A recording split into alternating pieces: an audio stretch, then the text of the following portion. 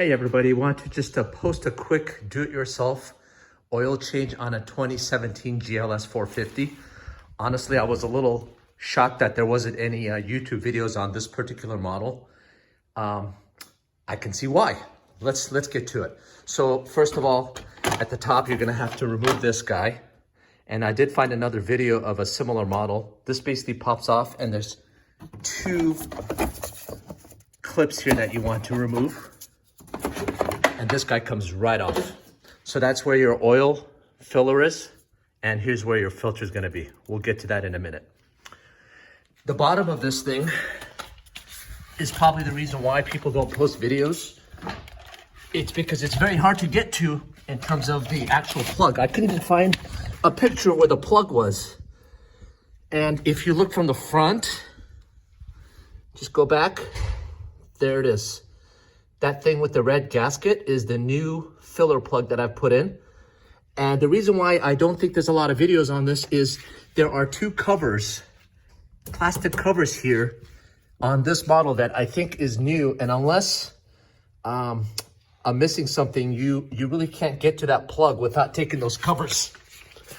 Those covers are put on and held in place by about 20 of those 8mm wrenches. 8mm wrench removes that, and that's what that looks like when you take it off. So you take those off, take that plug off, which is a 13mm plug, let your oil drain, and obviously you want to use mobil 0W40 on this. That's what it calls for. I actually used a little bit of this cheap stuff. Once I drained the oil, I dumped some of that through the filler just to get the residual oil out of the bottom of the thing, the drain pan, but I don't think that's necessary. Then you replace the plug. You want to come up here and you want to use a 74mm wrench to remove this guy. Inside of it is basically the filter element.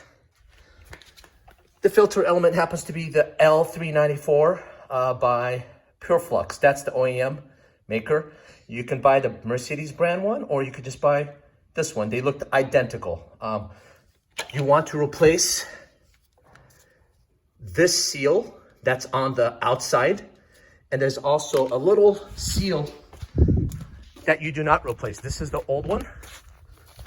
So that's already in place. You just snap that in the housing.